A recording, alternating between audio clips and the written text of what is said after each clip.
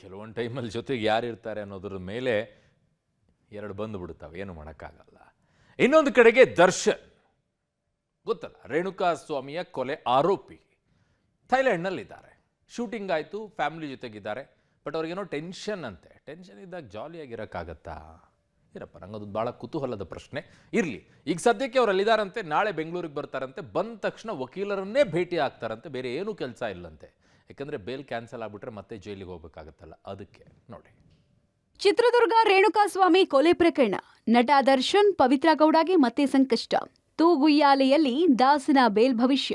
ಚಿತ್ರದುರ್ಗದ ರೇಣುಕಾಸ್ವಾಮಿ ಕೊಲೆ ಪ್ರಕರಣದಲ್ಲಿ ಆರೋಪಿ ದರ್ಶನ್ ಮತ್ತು ಪವಿತ್ರ ಗೌಡಗೆ ಮತ್ತೆ ಸಂಕಷ್ಟ ಎದುರಾಗೋ ಸಾಧ್ಯತೆ ಇದೆ. ವಿದೇಶದಲ್ಲಿ ಶೂಟಿಂಗ್ನಲ್ಲಿ ಬ್ಯುಸಿಯಾಗಿದ್ದ ದರ್ಶನ್ಗೆ ಬೇಲ್ನದೇ ಚಿಂತೆ ಆಗಿದೆ. ಕೊಲೆ ಪ್ರಕರಣದಲ್ಲಿ ದರ್ಶನ್ಗೆ ಹೈಕೋರ್ಟ್ ನೀಡಿದ್ದ ಜಾಮೀನು ಆದೇಶ ಪ್ರಶ್ನಿಸಿ ಬೆಂಗಳೂರು ನಗರ ಪೊಲೀಸರು ಸುಪ್ರೀಂ ಕೋರ್ಟ್ಗೆ ಅರ್ಜಿ ಸಲ್ಲಿಸಿದ್ರು. ನಿನ್ನೆ ಸುಪ್ರೀಂ ಕೋರ್ಟ್ ನ್ಯಾಯಮೂರ್ತಿ ಬಾರ್ದಿವಾಲಾ ನೇತೃತ್ವದ ದ್ವಿಸದಸ್ಯ ಪೀಠ ಸುಮಾರು 1.5 ಗಂಟೆಗಳ ಕಾಲ ವಿಚಾರಣೆ ನಡೆಸಿ ಆದೇಶವನ್ನು ಕಾಯ್ದಿರಿಸಿತು. ಈ ವೇಳೆ ನಡೆದ ವಾದ ಪ್ರತಿವಾದ ಹಾಗೂ ಜಡ್ಜ್ ಎತ್ತಿದ ಲಾ ಪಾಯಿಂಟ್ಗಳು ದರ್ಶನ್ ಟೆನ್ಷನ್ ಅನ್ನ ಮತ್ತಷ್ಟು ಜಾಸ್ತಿ ಮಾಡಿದೆ. ಟ್ರಯಲ್ ಮುಗಿಯುವವರೆಗೂ ಜೈಲು ಅನಿವಾರ್ಯನಾ? ದರ್ಶನ್ ಮತ್ತೆ ಬಳ್ಳಾರಿ ಜೈಲಿಗೆ ಹೋಗಬೇಕಾಗುತ್ತಾ? ಇನ್ನು ತೂಗುಯ್ಯಾಲೆಯಲ್ಲಿ ದರ್ಶನ್ ಬೇಲ್ ಭವಿಷ್ಯ ನಿಂತಂತಿದೆ. ಸುಪ್ರೀಂ ಕೋರ್ಟ್ನ ಸರ್ಕಾರಿ ವಕೀಲರ ಮನವಿ ಪುರಸ್ಕರಿಸಿದ್ರೆ ಮತ್ತೆ ಜೈಲು ಫಿಕ್ಸ್ ಆಗುವ ಸಾಧ್ಯತೆ ದಟ್ಟವಾಗಿದೆ. ಅಷ್ಟೇ ಅಲ್ಲದೆ 3 ತಿಂಗಳಲ್ಲಿ ಟ್ರಯಲ್ ಮುಗಿಸೋದಾಗಿ ವಕೀಲರು ಒಪ್ಪಿಗೆ ಕೊಟ್ಟಿದ್ದಾರೆ. ಇನ್ನು ಪ್ರಕರಣದ ಚಾರ್ಜ್ ಫ್ರೇಮ್ ಮತ್ತು ವಿಚಾರಣೆ ಸನ್ನಿಹಿತವಾಗಿದೆ. ಅದರಂತೆ ಟ್ರಯಲ್ ಮುಕ್ತಾಯ ಆಗೋ ತನಕ ಜೈಲೇ ಅನಿವಾರ್ಯನಾ? ಹಾಗೂ ದರ್ಶನ್ ಮತ್ತೆ ಬಳ್ಳಾರಿ ಜೈಲಿಗೆ ಹೋಗಬೇಕಾಗುತ್ತಾ ಎಂಬ ಪ್ರಶ್ನೆ ಎದ್ದಿದೆ. ಅದ್ಯಾವಾಗ ಸುಪ್ರೀಂ ಕೋರ್ಟ್ನಲ್ಲಿ ಸ್ಟ್ರಾಂಗ್ ವಾದ ನಡೀತೋ ದರ್ಶನ್ಗೆ ಎದೆಬಡಿತ ಜೋರಾಗಿದೆ. ಎಂಜಾಯ್ಮೆಂಟ್ ಮೂಡ್ನಲ್ಲಿದ್ದಂತಹ ದಾಸ ಬೆಂಗಳೂರಿನತ್ತ ಮುಖ ಮಾಡಿದ್ದಾರೆ. ಹೈಕೋರ್ಟ್ನಲ್ಲಿ ಬೇಲ್ ಪಡೆದು ನಿರಾಳರಾಗಿದ್ದ ದಾಸ ಇದೀಗ ಮತ್ತೊಂದು ಸಂಕಷ್ಟ ಎದುರಾಗುತ್ತಾ ಅನ್ನೋ ಭೀತಿಯಲ್ಲಿದ್ದಾರೆ. ಬೇಲ್ ಭವಿಷ್ಯದ ಚಿಂತನೆ ಇಲ್ವಾ ದಾಸ ದರ್ಶನ್ ಥೈಲ್ಯಾಂಡ್ನಲ್ಲಿ ಶೂಟಿಂಗ್ನಲ್ಲಿ ಭಾಗಿಯಾಗಿದ್ದಾರೆ. ಯಾಕೆಂದರೆ ನಿನ್ನೆ ಸುಪ್ರೀಂ ಕೋರ್ಟ್ನಲ್ಲಿ ಸುದೀರ್ಘವಾದ ವಾದ ಪ್ರತಿವಾದವನ್ನು ಆಲಿಸಿದಂಥ ನ್ಯಾಯಾಲಯ ಈಗಾಗಲೇ ಆದೇಶವನ್ನು ಕೂಡ ಕಾಯ್ದಿರಿಸಿದೆ. ಈ ಬಹುತೇಕ ಮುಂದಿನ ವಾರ ಆದೇಶ ಬರುವಂಥ ಸಾಧ್ಯತೆಗಳು ಕೂಡ ಇದ್ದಾವೆ. ಜೊತೆಗೆ ಕಾನೂನಾತ್ಮಕವಾಗಿ ಯಾವ ರೀತಿಯಲ್ಲಿ ಹೋರಾಟವನ್ನು ಮಾಡಬೇಕು ಅನ್ನೋದ್ರ ಬಗ್ಗೆಯೂ ಕೂಡ ದರ್ಶನ್ ಒಂದಷ್ಟು ತಯಾರಿಯನ್ನು ನಡೆಸ್ತಾ ಇದ್ದಾರೆ ಅನ್ನೋದ್ರ ಬಗ್ಗೆಯೂ ಕೂಡ ಮಾಹಿತಿಗಳು ಸದ್ಯಕ್ಕೆ ಸಿಗ್ತಾ ಇರೋಂಥದ್ದು. ದರ್ಶನ್ಗೆ ಸುಪ್ರೀಂ ತೀರ್ಪಿನದೇ ಚಿಂತೆ. ನಾಳೆ ಬೆಂಗಳೂರಿಗೆ ದರ್ಶನ್ ಆಗಮನ. ಇನ್ನು ಥೈಲ್ಯಾಂಡ್ನಿಂದ ವಾಪಸ್ಸಾಗ್ತಿರುವ ದರ್ಶನ್ಗೆ ಸುಪ್ರೀಂ ಕೋರ್ಟ್ನ ತೀರ್ಪಿನದೇ ಚಿಂತೆ ಆಗಿದೆ.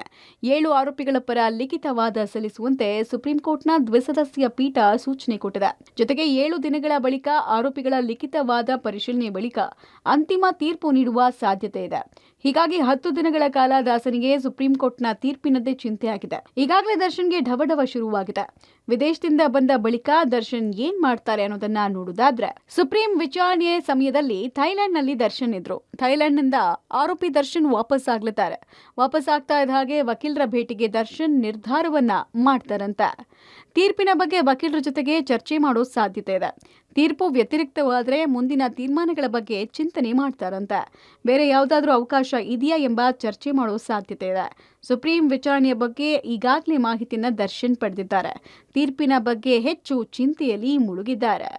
ರೇಣುಕಾಸ್ವಾಮಿ ಕೊಲೆ ಪ್ರಕರಣದ ಆರೋಪಿಗಳಾದ ದರ್ಶನ್ ಮತ್ತು ಇತರ 6 ಆರೋಪಿಗಳಿಗೆ ಇದೀಗ ಢವಢವ ಶುರುವಾಗಿರೋದು. ಇನ್ನು 10 ದಿನಗಳಲ್ಲಿ ಯಾವ ರೀತಿಯ ತೀರ್ಪು ಸುಪ್ರೀಂ ಕೋರ್ಟ್ನಿಂದ ಬರುತ್ತೋ ಅನ್ನೋ ಆತಂಕದಲ್ಲಿ ಇವರೆಲ್ಲರೂ ಕೂಡ ಕಾಲವನ್ನು ಕಳೀತಿದ್ದಾರೆ.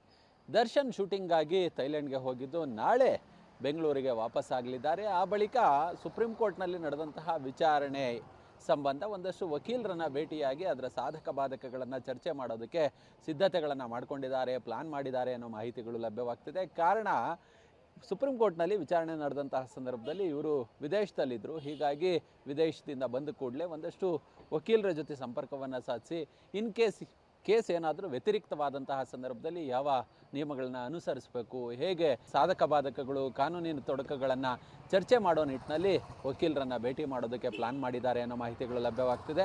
ಇನ್ ಕೇಸ್ ಸುಪ್ರೀಂ ಕೋರ್ಟ್ನಲ್ಲಿ ಏನಾದರೂ ಈಗ ಹೈಕೋರ್ಟ್ ಕೊಟ್ಟಿರುವಂತಹ ಮಧ್ಯಂತರ ಜಾಮೀನೇನಿದೆ ಅದು ರದ್ದಾದಂತಹ ಸಂದರ್ಭದಲ್ಲಿ ಜೈಲೇ ಗತಿ ಅನ್ನೋ ಮಾತುಗಳು ಕೂಡ ಕೇಳಿಬರ್ತಿದ್ದಾವೆ. ಈ ನಿಟ್ಟಿನಲ್ಲೇ ಒಂದಷ್ಟು ಆತಂಕದಲ್ಲಿ ಇದೀಗ ದರ್ಶನ್ ಮತ್ತು ಇತರ 6 ಆರೋಪಿಗಳು ಈ ಆತಂಕದಲ್ಲಿ ಕಾಲವನ್ನು ದೂಡ್ತಿದ್ದಾರೆ ಅನ್ನೋ ಮಾಹಿತಿಗಳು ಕೂಡ ಲಭ್ಯವಾಗ್ತಿದ್ದಾವೆ. ಒಟ್ಟಾರೆ ಕೊಲೆ ಮಾಡಿರೋದಕ್ಕೆ ಸಿಸಿಟಿವಿ ದೃಶ್ಯಾವಳಿಗಳು ಸೇರಿ ಪ್ರಬಲ ಸಾಕ್ಷಿ ಇದೆ. ಅದರಿಂದ ಆರೋಪಿಗಳ ಜಾಮೀನು ರದ್ದು ಮಾಡಬೇಕು ಅಂತ ನಿನ್ನೆ ಸರ್ಕಾರಿ ಪರ ವಕೀಲರು ವಾದವನ್ನು ಮಾಡಿದ್ದಾರೆ. ಅಂತಿಮವಾಗಿ ಸುಪ್ರೀಂ ತೀರ್ಪಿನತ್ತ ಡಿ ಗ್ಯಾಂಗ್ ಚಿತ್ತವನ್ನು ನೆಟ್ಟಿದೆ. ಇನ್ನು ಥೈಲ್ಯಾಂಡ್ನಲ್ಲೇ ಇರುವಂತಹ ದರ್ಶನ್ ನಾಳೆ ಬೆಂಗಳೂರಿಗೆ ವಾಪಸ್ ಆಗಲಿದ್ದಾರೆ. ಎಂಜಾಯ್ ಮೂಡ್ನಲ್ಲಿದ್ದ ದರ್ಶನ್ಗೆ ಬೇಲ್ ರದ್ದಾಗತ್ತಾ, ಜೈಲಿಗೆ ಹೋಗಬೇಕಾಗತ್ತಾ ಎಂಬ ಟೆನ್ಷನ್ ಕಾಡ್ತಾ ಇರೋದಂತೂ ಸತ್ಯ. News desk public TV.